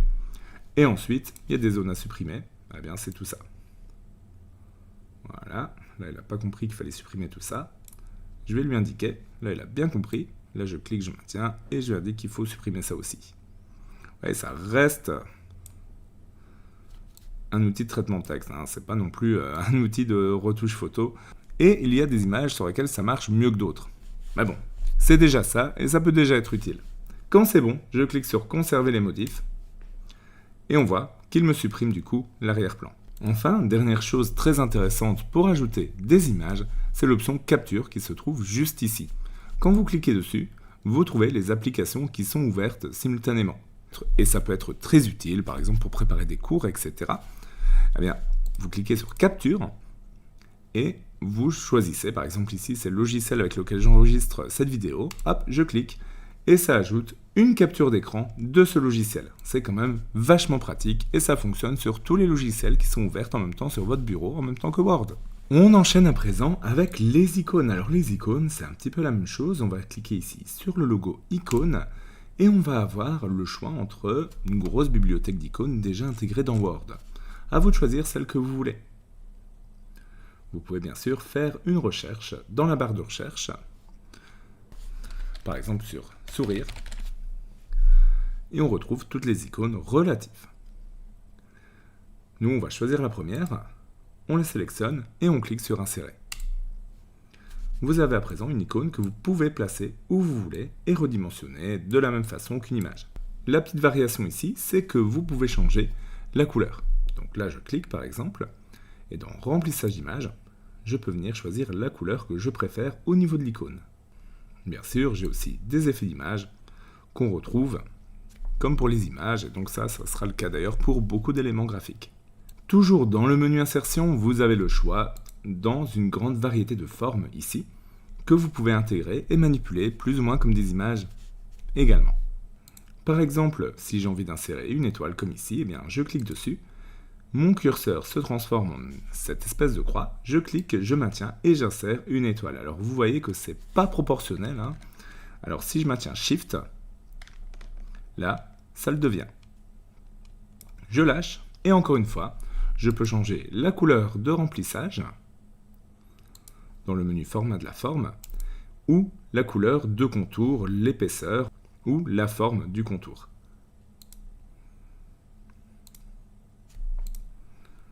Ensuite, pour la manipulation, les effets, etc., encore une fois, ça se passe comme pour les images. Et on continue dans notre menu insertion maintenant avec les Smart Art. Alors c'est quoi ces graphiques Smart Art? Eh bien je vais cliquer dessus pour vous le montrer. Ce sont des graphiques qui vont vous permettre de présenter des informations, des processus, etc. de façon illustrée, on va dire ça comme ça. Par exemple, imaginons qu'on fasse un processus en forme de cycle. Voilà, par exemple, donc je clique sur cycle et vous voyez que du coup, j'ai des schémas que je n'aurai plus qu'à compléter. Admettons qu'on choisisse ce cycle simple qui est ici. Je clique sur OK et j'ai à présent mon schéma qui apparaît, mais aussi une fenêtre flottante qui me permettra de le compléter. Donc je vais marquer par exemple Apprendre Word. On voit que ça se complète automatiquement. Je viens sur la deuxième puce et je vais mettre Utiliser Word. Et ici, je vais mettre Être fier de soi. Ok, super. Et là, par exemple, eh bien, je n'ai pas besoin de ces deux puces-là. Eh bien, simplement, je clique dessus et j'appuie sur la touche Backspace pour la supprimer, comme si j'effaçais un caractère. Si j'ai besoin d'une puce supplémentaire, j'appuie sur Enter. Voilà, c'est vraiment comme si j'éditais une liste. Et j'ai à présent un schéma que j'ai créé très simplement. Et donc ça, c'est plutôt le genre de fonctionnalité assez utile qu'on peut retrouver dans Word. Bien sûr, vous trouvez ici la possibilité de changer le type de graphique dans Disposition, qu'on retrouve ici dans l'onglet Conception de Smart Art. Je peux naviguer d'ailleurs à travers différents types de cycles. Et j'ai la possibilité, ici, dans Style Smart Art, de venir modifier le style général de la disposition que j'ai choisi aussi parmi plusieurs dispositions. Donc vous voyez que vous avez vraiment le choix entre beaucoup de possibilités nativement dans Word, et donc c'est vraiment assez pratique. Si je souhaite réafficher mon volet, eh bien je clique sur mon graphique, et dans le ruban Conception de Smart Art, je viens dans Volet texte. Je clique, et je récupère le volet qui me permet d'éditer simplement mon graphique. Je peux aussi cliquer sur Modifier les couleurs pour choisir des couleurs différentes et donc m'adapter relativement à toutes les situations. En parlant de graphique, vous pouvez aussi très bien insérer des graphiques traditionnels en cliquant sur le bouton graphique. Donc quand je clique, vous avez à présent le choix entre plusieurs types de graphiques. Admettons que je choisisse ici un graphique par secteur. Je le sélectionne et j'appuie ensuite sur OK. À présent, pour éditer les données, j'ai comme un genre de mini Excel qui vient s'ouvrir et il me suffit à présent de venir changer les informations ou les valeurs pour mettre à jour mon graphique comme vous le voyez ici.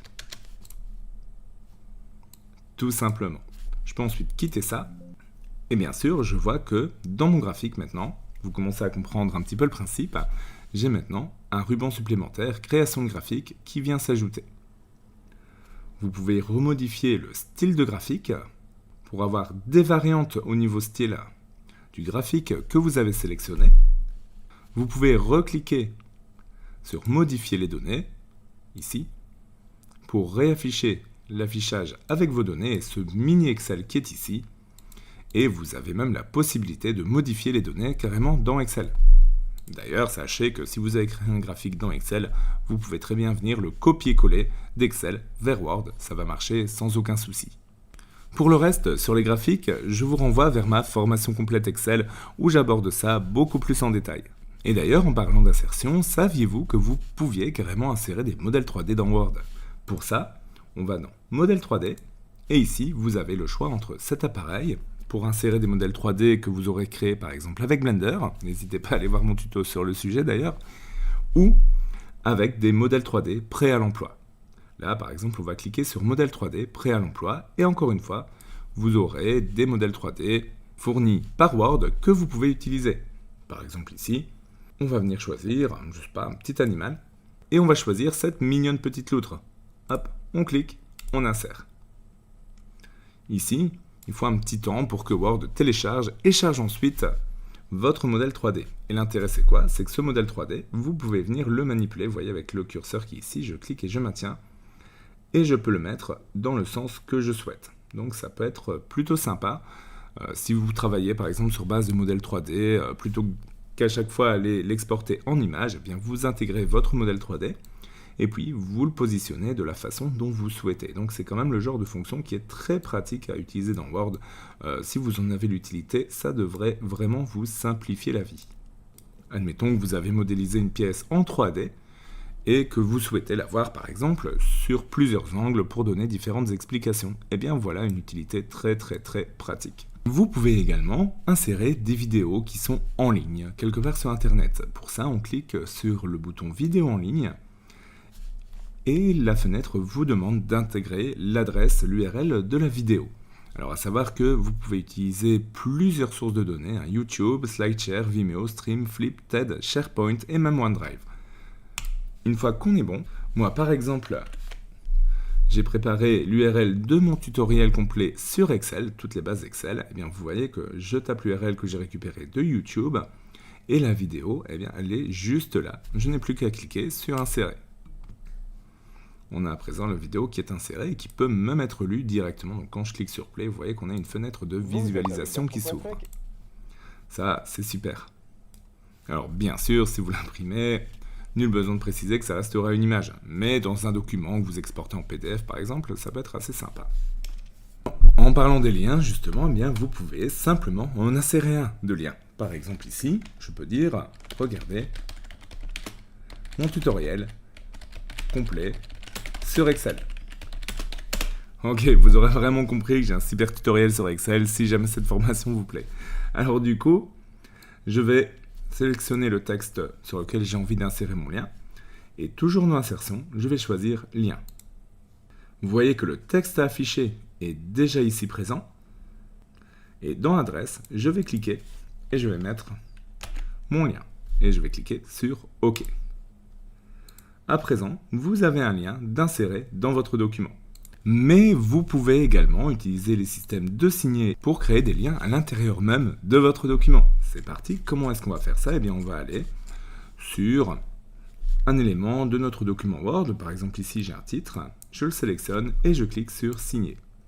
Ici, il me permet d'insérer un signet. Et là, je vais marquer simplement icône. Et je vais cliquer sur ajouter. C'est fait, notre signet vient d'être ajouté. Si je clique sur signer, on le voit bien ici. D'ailleurs, si je vais un peu plus loin dans mon document, je vais dans signer, je clique sur icône que j'ai ajouté et je clique sur atteindre. Eh bien, on voit qu'il me renvoie directement au bon emplacement dans mon document. C'est super, et maintenant, je peux l'utiliser, ce signet, pour insérer un lien. Par exemple, je peux venir à la suite et dire, et si vous voulez voir un exemple d'icône, c'est par ici. Je vais choisir c'est par ici, je vais choisir c'est par ici, et je vais cliquer sur lien. Je vais choisir emplacement dans ce document, et bien sûr, je peux accéder aux titres que j'ai définis, qui sont présents dans ma table des matières, mais je peux accéder du coup au signet et choisir le signet icône que je viens de définir. Je clique sur OK. Et à présent, je maintiens CTRL et je clique. Et ça me renvoie au bon emplacement dans le document Word. Ça peut être pratique dans des PDF et des documents électroniques. Toujours dans les options d'insertion qui se trouvent ici, il y a encore quelques éléments qui peuvent être très chouettes à utiliser. Par exemple, la zone de texte. Donc si je clique sur zone de texte, j'ai ici des éléments, je vais dire des modèles, que vous pouvez utiliser et que vous pouvez placer dans votre document. Admettons que je prenne ici la zone de texte simple, je clique et j'ai une zone de texte que je peux déplacer librement, telle une image, où je veux dans mon document. Donc ça sort entre guillemets de la rédaction continue proposée par Word. Et ça vous permet d'attirer par exemple, comme il y a marqué, l'attention du lecteur avec une citation du document ou utiliser cet espace pour mettre en valeur un point clé. Ça peut être assez utile et ça vous permet surtout de disposer assez librement certains éléments de texte. Enfin, avant de passer à la suite, voyons comment faire une lettrine. Donc la lettrine, c'est une lettre qui ressort assez bien par rapport aux autres lettres du paragraphe qu'on retrouve dans certains documents. Donc on va créer un paragraphe déjà pour vous le montrer. Pour ça, vous connaissez l'astuce, égale lorem, on aura besoin d'un paragraphe et cette fois-ci, pourquoi pas, de 10 lignes. On choisit ensuite la lettre sur laquelle on souhaite insérer la lettrine, par exemple ici le L, et on va dans lettrine, et on ajoute dans le texte. Et on voit ici du coup l'insertion de la lettrine. On peut aussi l'ajouter dans la marge si on le souhaite. Parlons à présent de l'onglet références qui se trouve juste ici dans le ruban. Cet onglet références, il peut être assez utile, surtout quand vous créez des travaux académiques, de recherche, etc. pour insérer des notes de bas de page, des citations, etc., etc. Et on va voir ça ensemble. Premièrement, on peut insérer une note de bas de page. Ça veut dire que si vous mettez par exemple un extrait et que vous voulez renvoyer vers une référence par exemple, eh bien vous sélectionnez l'extrait en question et vous cliquez sur insérer une note de bas de page. On clique, on voit que directement on a le petit 1 qui vient s'afficher ici pour dire OK, là c'est la note numéro 1 et ici on rajoute la précision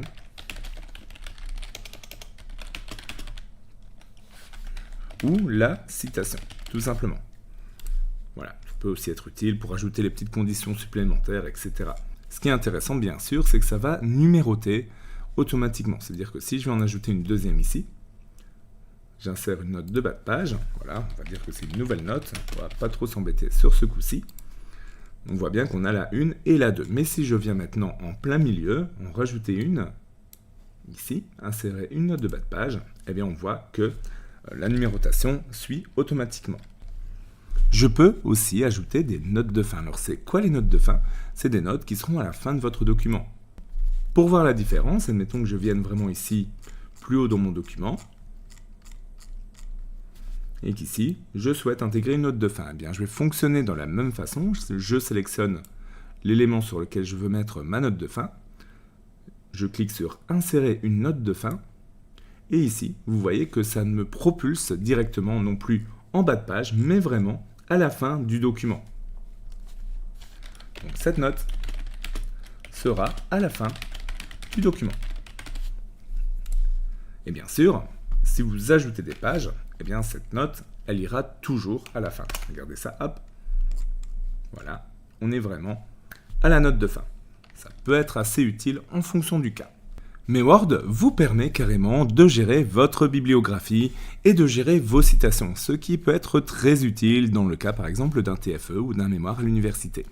Et donc pour ça, comment est-ce que vous allez faire? Eh bien, admettons que dans votre travail, vous reprenez une citation, des faits, etc., que vous avez besoin de citer. Admettons une superbe citation que vous avez repris d'un livre ou d'un document que je viens d'écrire juste ici. Eh bien, vous allez vous placer là où vous désirez insérer, bien sûr, votre citation. Donc, je vais mettre un petit espace dans ce cas-ci.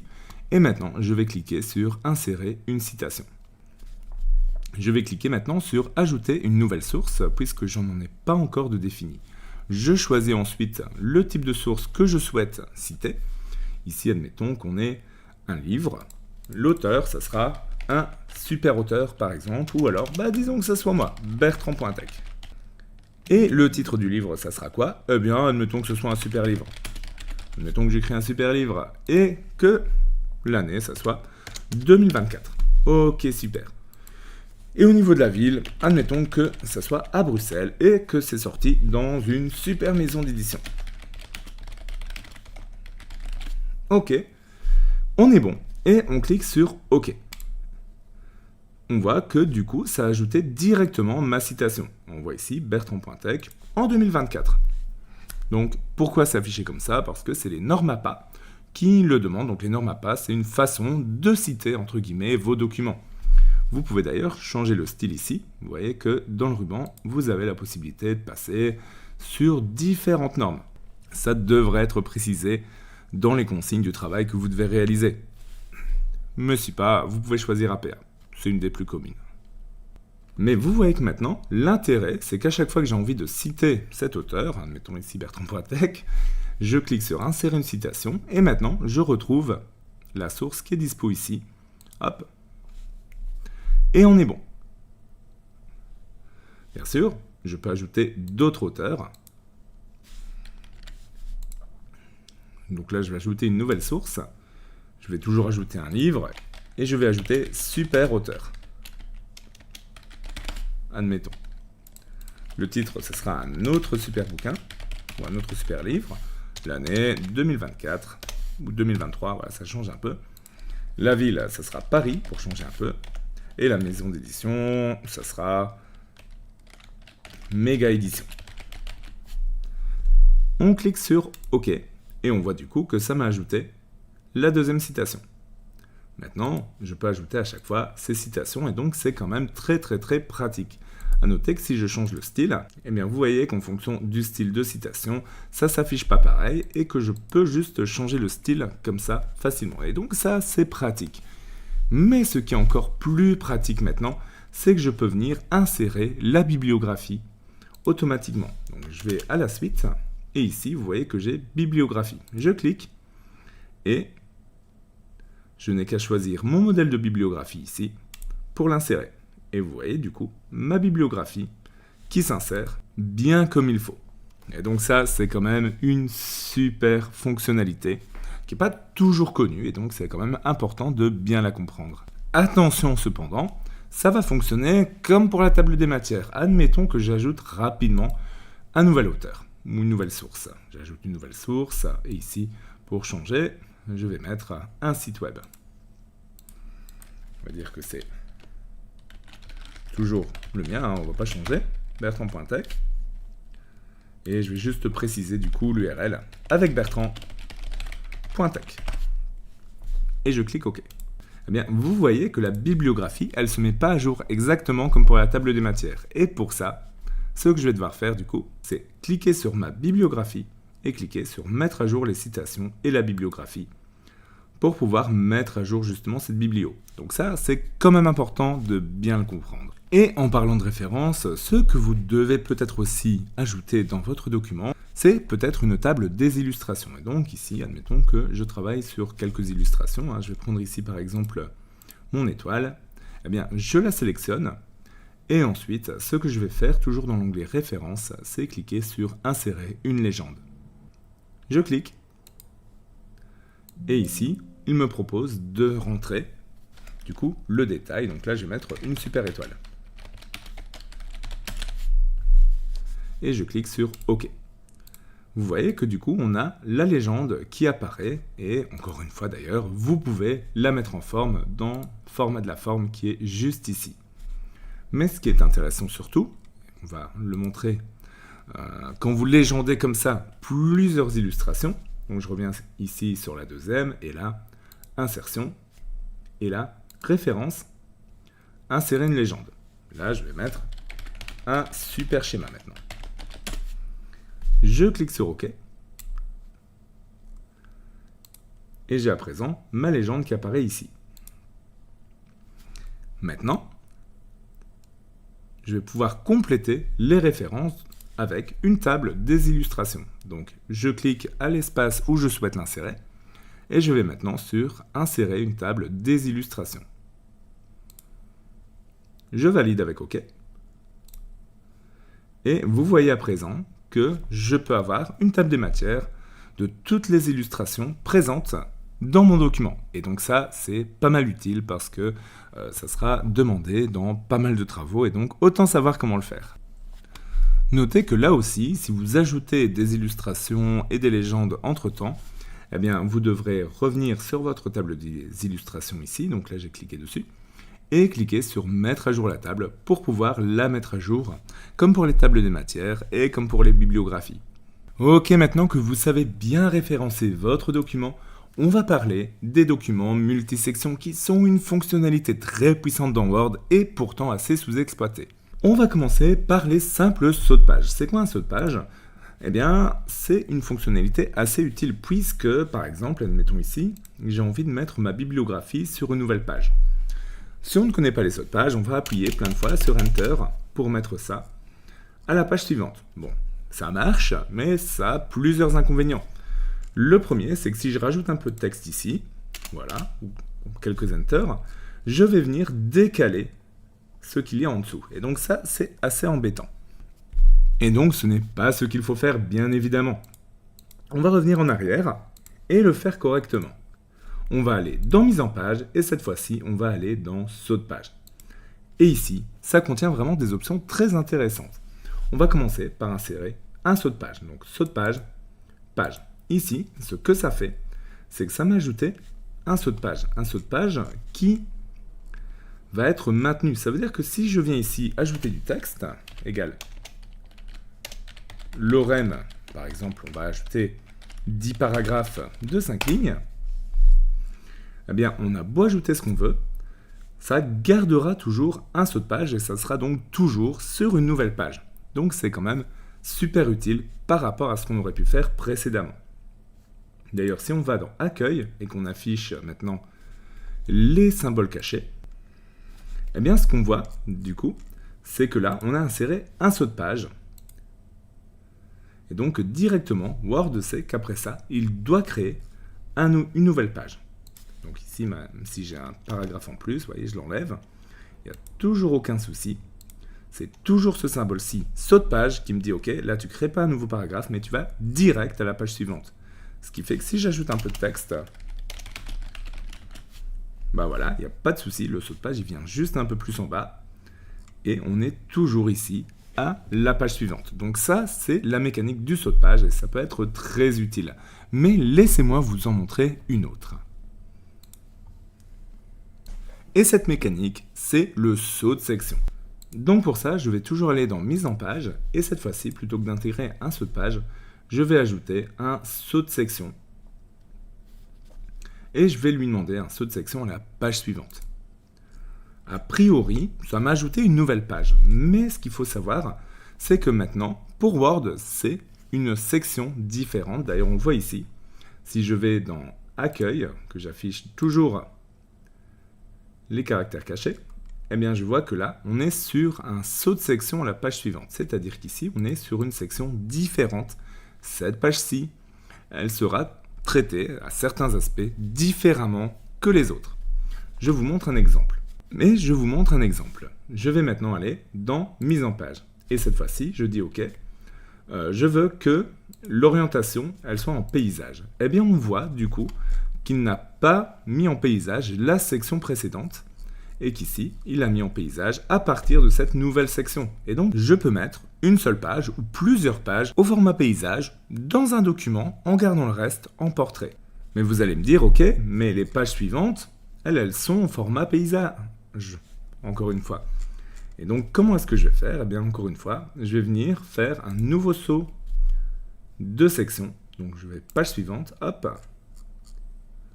Et maintenant, cette section-ci, je la repasse en orientation portrait.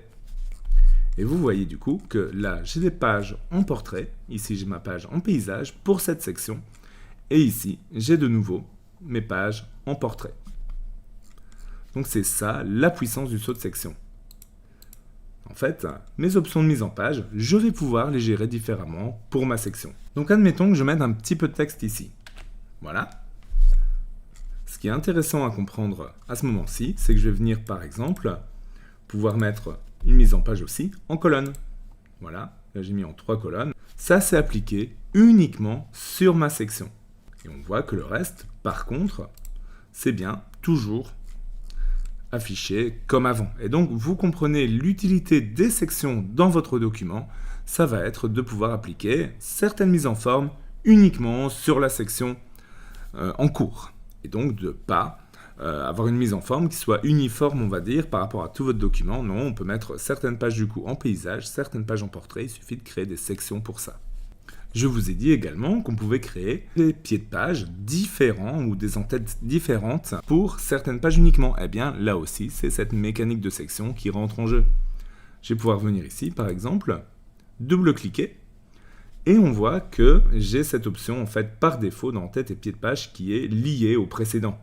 En fait, si je décoche cette option, je vais maintenant pouvoir avoir une en-tête spéciale pour cette section-là. Donc là, je vais mettre section 2, formation complète Microsoft Word par Bertrand.tech. Ok, je double-clique ici.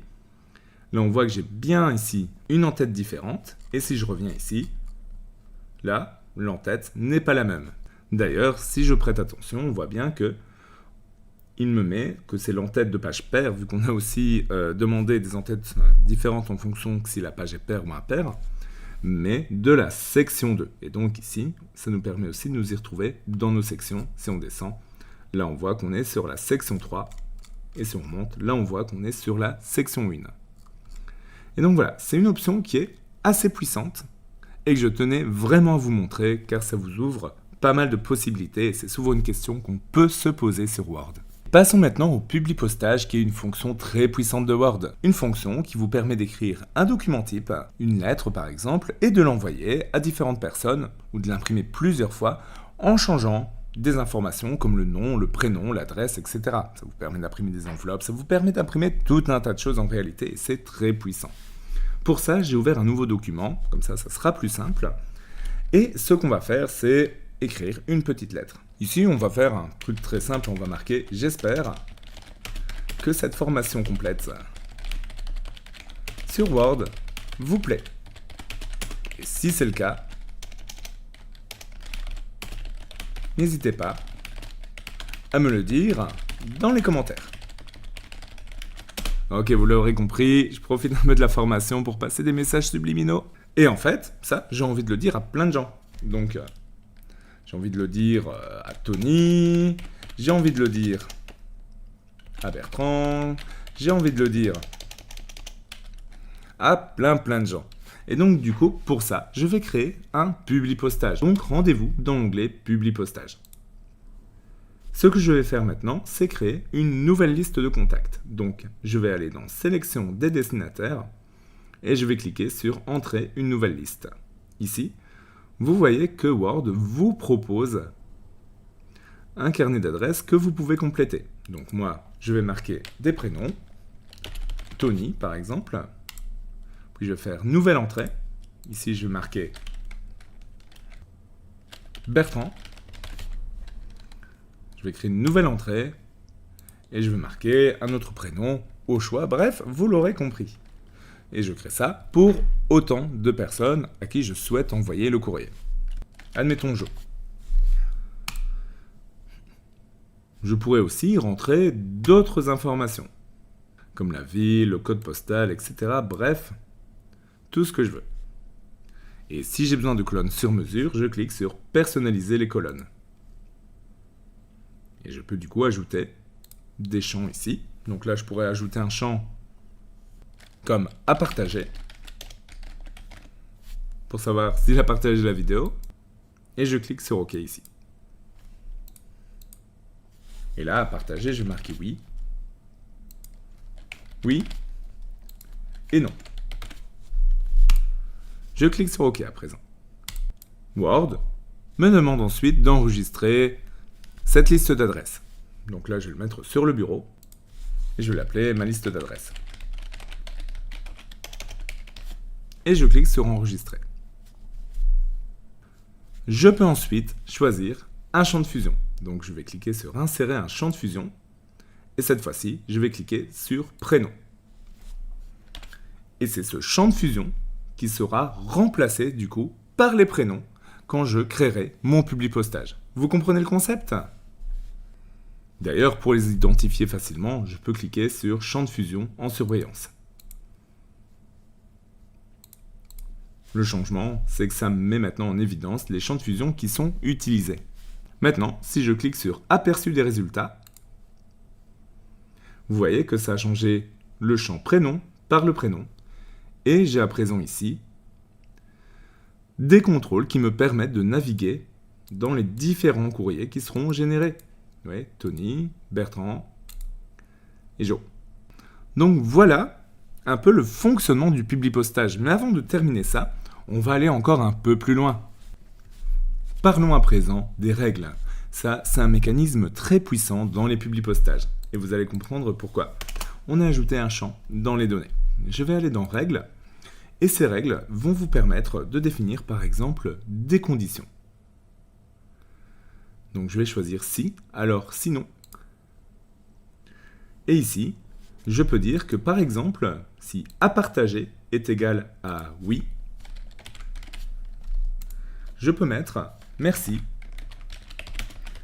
d'avoir partagé la vidéo. Ça m'aide vraiment à faire progresser la chaîne. Sinon, je vais mettre n'hésitez pas à partager la vidéo avec un petit smiley. Et je clique sur OK. Maintenant, quand je navigue dans mes résultats, on peut voir que ceux qui ont partagé, je peux leur dire merci d'avoir partagé la vidéo. Et ceux qui ne l'ont pas fait, comme ici, eh bien, on a un commentaire spécifique. N'hésitez pas à partager la vidéo. Et donc ça peut être très utile dans pas mal de situations, pour des factures, pour des conditions spécifiques, etc. etc. D'ailleurs ici, on voit les résultats. Et si je veux enlever cet aperçu des résultats, il me suffit de réappuyer sur aperçu des résultats. Bien sûr, si vous avez besoin de remodifier la liste des destinataires, eh bien, il vous suffit de cliquer sur modifier la liste de destinataires. Vous pouvez à présent recliquer sur votre source de données et cliquer sur modifier. Quand c'est fait, n'hésitez pas à cliquer bien sûr sur oui quand il vous demande de mettre à jour vos destinataires. Vous pourrez aller encore beaucoup plus loin dans le Publipostage, mais je pense déjà qu'avec ça, vous avez pas mal de cas que vous pouvez gérer. Et maintenant, ce qu'on va faire, c'est terminer et fusionner. Donc, une fois que j'ai terminé mon Publipostage, j'aurai très certainement envie d'imprimer tous mes documents pour les envoyer ou les envoyer par mail. Alors pour ça, je peux cliquer sur Terminer et fusionner et ensuite sur Imprimer les documents. Il me demande si je souhaite imprimer tous les documents ou seulement celui en cours ou seulement celui de tel numéro à tel numéro. Ici, je choisis sur tous et je fais OK. La boîte d'impression s'ouvre et me permettra d'imprimer mes documents Publipostés. Mais je peux aussi choisir de les envoyer par courrier ou je peux cliquer sur Modifier des documents individuels. Dans ce cas-ci, je clique sur OK. Word va ouvrir tous les documents à la suite et ça dans une nouvelle fenêtre. Bon, là, je vais cliquer sur ne pas enregistrer, mais ça vous permet du coup d'aller encore plus loin. Aussi, je ne l'ai pas dit, mais dans Sélection des destinataires, vous pouvez utiliser une liste existante et aller chercher par exemple la liste que vous avez créée dans un autre document ou alors, tout simplement, un fichier Excel. Enfin, terminons cette formation en parlant des possibilités de révision, de partage et de travail collaboratif. Pour ça, on va d'abord aller dans Révision. Ici, quelques astuces qui pourraient bien vous étonner. Premièrement, Word dispose d'un dictionnaire de synonymes intégré. Admettons que je souhaite un autre mot que formation, je souhaite un synonyme. Eh bien, je vais aller sélectionner le mot, aller dans l'onglet Révision et ensuite aller dans Dictionnaire des synonymes. Je clique et ici, Word me propose tout un ensemble de synonymes qui seraient possibles pour formation. Vous avez également la possibilité d'avoir des statistiques sur votre document et on voit le nombre de pages, le nombre de mots, de caractères, de paragraphes, etc. Parlons maintenant des commentaires qui vous permettent d'ajouter des notes qui ne sont pas dans votre document, mais qui sont bien utiles si vous collaborez à plusieurs sur le même document. Je viens sur un élément que j'ai envie de commenter, je le sélectionne et je clique sur Nouveau commentaire, toujours dans l'onglet Révision. Vous avez à présent une barre latérale qui vous permet d'avoir une conversation sur le contenu du document. Et donc par exemple, je pourrais dire qu'il faut changer ce paragraphe. J'appuie ensuite ici pour envoyer le commentaire. Vous voyez que vous avez la possibilité de répondre et d'avoir une conversation dans ces commentaires-ci. Je peux mettre comme ça plusieurs commentaires dans le document sans aucun souci.